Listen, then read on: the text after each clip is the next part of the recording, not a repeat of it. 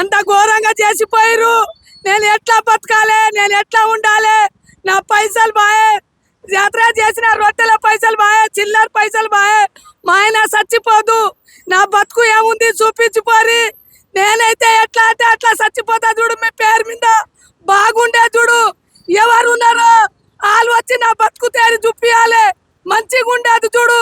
నా కొడుకు లేరు, నాకు బిడ్డలు లేరు. రోడ్డు మీద బతుకుతున్నా సార్. నా పరిస్థితి బాగలేదు సార్. మరి ఘోరంగా బతుకుతున్నా. నాకేం చూపిస్తారో చూపిరు సార్. రోడ్డు మీద రొట్టెలు చేసుకొని బతుకుతున్నా సార్.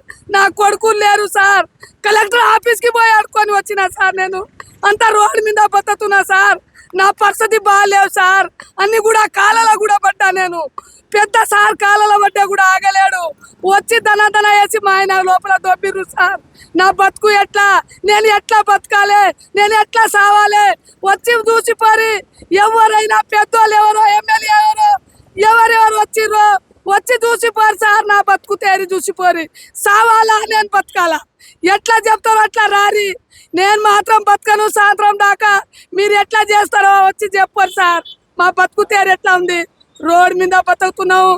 ఎట్లా బతకాలి? మాకు ఇల్లు లేవు, మాకు జాగా లేవు, భూమి లేవు. రోడ్ మీద కూర్చోగట్టుకొని ఉంటున్నా సార్. కాలు పట్టుకున్నా సార్ కూడా ఈయన లేడు. అట్లా చేసిరు మాకు సార్. ఏం చేద్దాం? ఎంతగాని చెప్పాలి? చెప్పి సార్ వస్తుంది.